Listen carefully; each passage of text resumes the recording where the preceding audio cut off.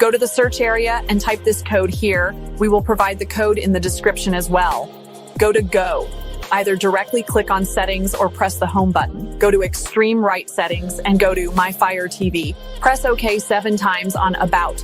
You will get this small notification. Press the OK button 4.3, 2.1 times and no need.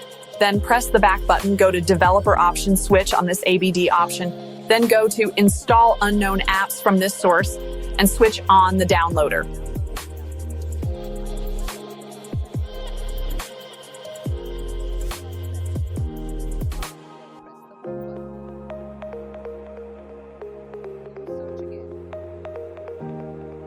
Click on Install.